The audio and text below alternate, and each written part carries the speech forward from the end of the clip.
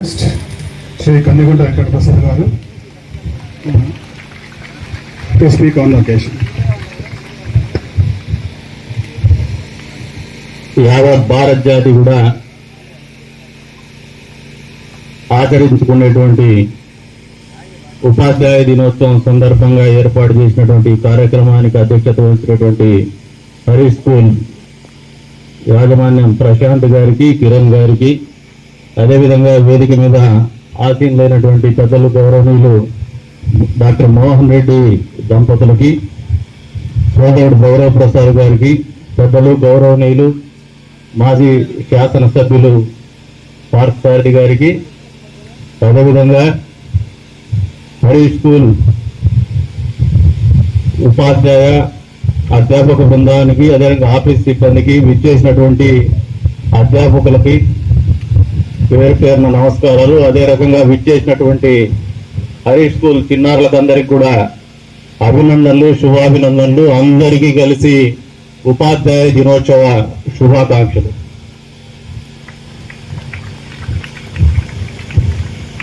Hari school అనేది ఒక 53 సంవత్సరాల నుంచి నిర్వహిస్తూ వస్తున్నారు అనేది వాస్తవం, అందరికి కూడా తెలిసిండేది. ఇది పిల్లలు ప్రత్యేకించి వినాలా. ఇది ఒక వ్యక్తికి కానీ ఒక సంస్థకు కానీ పట్టుదల, సంకల్పం అనేది ఎంత పెద్ద స్థాయికి తీసుకుపోతుందో వీళ్ళని చూస్తే తెలుస్తుంది. నేనేదో చిన్నపిల్లలప్పుడు చూసిన హరి స్కూల్ అనేది రైల్వే స్టేషన్ రోడ్లో ఒక చిన్న ఇంట్లో మొదలు పెట్టారు.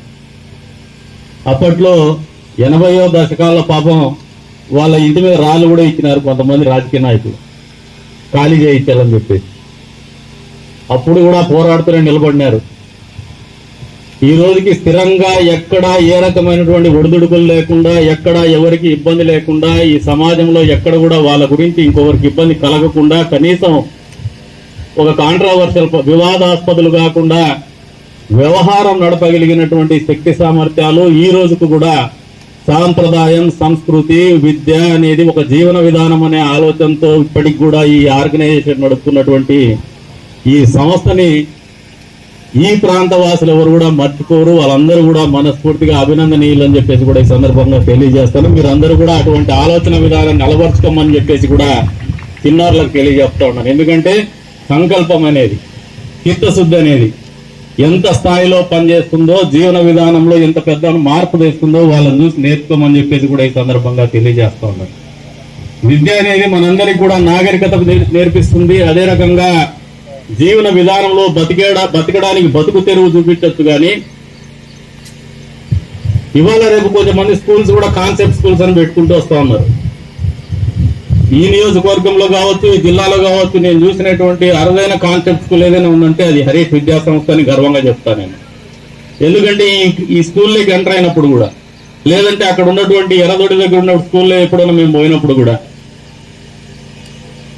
ఏ విద్యా సంస్థకు లేనటువంటి ప్లే గ్రౌండ్ కావచ్చు, యాంబియన్స్ కావచ్చు, మేము చిన్నప్పుడు చదువుకున్నటువంటి స్కూళ్ళల్లో ఉన్నటువంటి వాతావరణం కావచ్చు, ఎక్కడ కూడా మిస్ అవ్వకుండా ఇప్పటికి కూడా కంటిన్యూ చేస్తూ కాంటెంపరీ ఎడ్యుకేషనల్ పాలసీలో కూడా కన్వెన్షనల్ ఎడ్యుకేషన్ పాలసీని కంటిన్యూ చేయగలుగుతున్నందుకు వాళ్ళని మనస్ఫూర్తిగా అభినందిస్తూ ఉంటాం. ఎందుకంటే విద్య అనేది వ్యాపారమైంది. విద్య అనేది కేవలం వ్యాపారం మాత్రమే కాదు, విద్య అనేది సమాజం యొక్క దిశని నిర్దేశించేటువంటి ఒక దేవాలయం అనే ఆలోచనతో కొనసాగుతున్నటువంటి విద్యా సంస్థని మనస్ఫూర్తిగా అభినందిస్తూ ఉన్నాను. అంతేకాదు పిల్లలు కూడా ఆలోచన చేయండి. ఈ గురు పూజోత్సవ దినం ఎందుకు ఆచరిస్తారంటే ఒక ఎమోషనల్ బాండింగ్, పేరెంట్స్ కంటే ఎక్కువగా కూడా మీకు మీ అధ్యాపకులతోనే సన్నిహిత సంబంధాలు ఉంటాయి.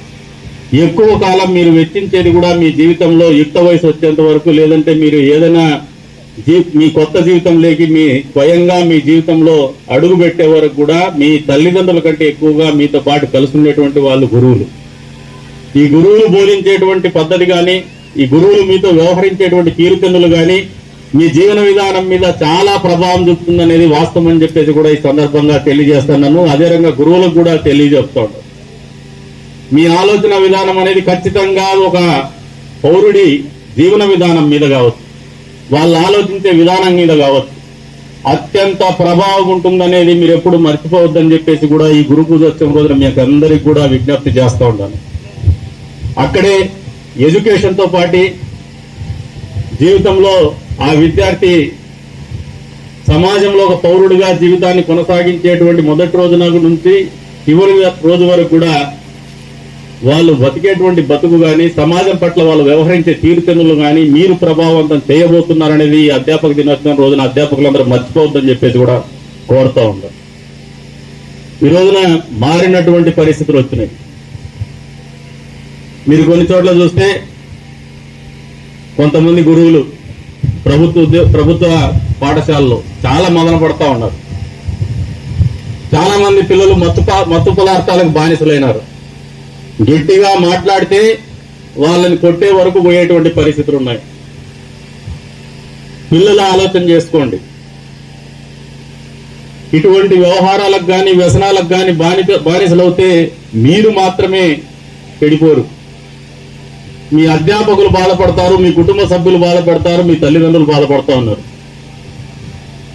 మరి ఈ రోజున గురు పూజోత్సవమైనటువంటి మనందరికి కూడా ఆచరించుకునేటువంటి ఈ రోజున విద్యార్థులందరికీ ఒకటే చెప్తున్నాను, ఇటువంటి వ్యసనాలకు కావచ్చు మత్తు పదార్థాలకు కావచ్చు దూరంగా ఉందామని చెప్పేసి మనస్ఫూర్తిగా ప్రతినిధులమని చెప్పేసి మీ అందరినీ కూడా తెలియజెప్తా ఉన్నాను. మీతో మీకు ఏమో వ్యసనం లేనప్పుడు మీ దృష్టికి ఎవరైనా పిల్లల వ్యసనాలు కూడా దృష్టికి వస్తే వాళ్ళని కూడా మీరు ఒక స్నేహితులుగా చెప్పగలిగే స్థాయిలో మీరు ఎడ్యుకేట్ అవ్వమని చెప్పేసి కూడా ఈ సందర్భంగా తెలియజేస్తా ఉన్నాను.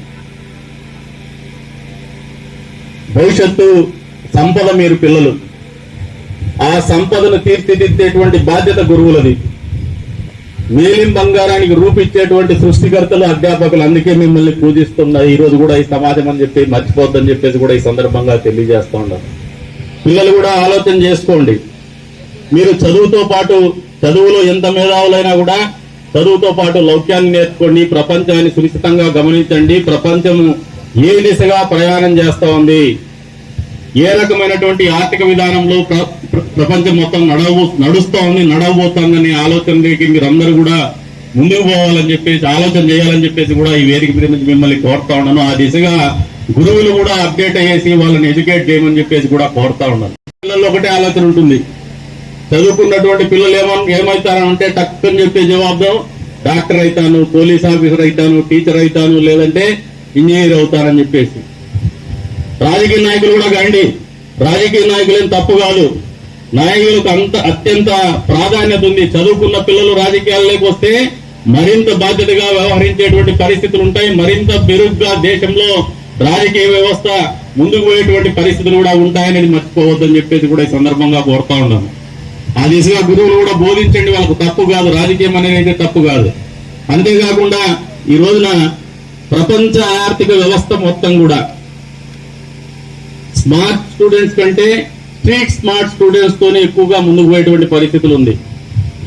ఇన్నోవేటివ్ థాట్ ప్రాసెస్ ఉన్నటువంటి పిల్లలే ప్రపంచంలో అధికంగా రాణిస్తున్నారు, ఆర్థికంగా బలంగా ముందుకు పోతున్నారు, ఆర్థికంగా బలమైనటువంటి పునాదులు వేసుకొని 10 మందికి ఉపాధి కల్పించగలుగుతున్నారు అనేది వాస్తవం అనేది పిల్లలకు తెలియజెప్పమని చెప్పేసి కూడా కోరుతా ఉన్నాను. ఏదైతే నాలెడ్జ్ ఎకానమీ ఉందో ఈ నాలెడ్జ్ ఎకానమీని కూడా ఫ్యాకల్టీలో ఈ కాలేజ్ మేనేజ్మెంట్ కూడా చెప్తున్నాను. నాలెడ్జ్ ఎకానమీ అనేది కొత్త పుంతలు నొక్కుతా ఉంది. ఎక్కడో ఒక చోట పిల్లల్ని ఎడ్యుకేట్ చేయండి ఈ అంశంలో, లేదంటే వెనకబడిపోతారు. మీరు ఒకసారి ఆర్థిక వ్యవస్థను గమనిస్తే మా ఆర్యవైశ్య మాజీ శాసనసభ్యులు ఉన్నారు. గతంలో వ్యాపారం అంటే ఆర్యవైశ్యులే గుర్తుకొచ్చేవాళ్ళు. ఈ రోజున ఆర్యవైశ్యుల కంటే కూడా కార్పొరేట్ సెక్టర్ లో అన్ని కులాల వాళ్ళు, అన్ని వర్గాల వాళ్ళు ముందుకు పోయేటువంటి పరిస్థితులు ఉన్నాయంటే ఆలోచన చేసుకోండి ఆర్థిక వ్యవస్థలో ఎంత పెను మార్పులు వచ్చినాయో.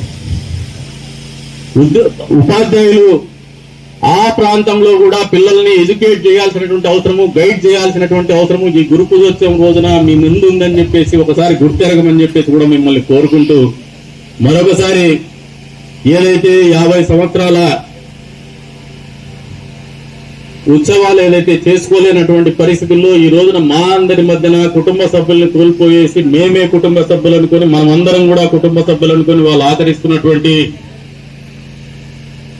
ఈ కార్యక్రమం వారి జీవితాల్లో కుటుంబ సభ్యుల్ని కోల్పోయినామని కాకుండా చాలా పెద్ద కుటుంబాన్ని వాళ్ళకి అప్పజెప్పిందనే ఆలోచనతో ముందుకు పోమని చెప్పేసి కూడా వారిని మరొకసారి కోరుకుంటూ గురు పూజోత్సవం సందర్భంగా మరొకసారి గురువులందరికీ కూడా మనస్ఫూర్తిగా నమస్కారాలు నిలుపుకుంటూ బాధ్యతను గుర్తిరిగి మీ బిడ్డలను తీర్చిదిద్దండి, వాళ్ళు పరాయి బిడ్డలు కాదు మీ బిడ్డలు అనే ఆలోచనతో ముందుకు పోండి అని చెప్పేసి కూడా కోరుకుంటూ మరొకసారి అవకాశం కల్పించిన మీ అందరికీ కూడా పేరు పేరున ధన్యవాదాలు నిలుపుకుంటూ సెలవు తీసుకుంటున్నాము. జై హింద్.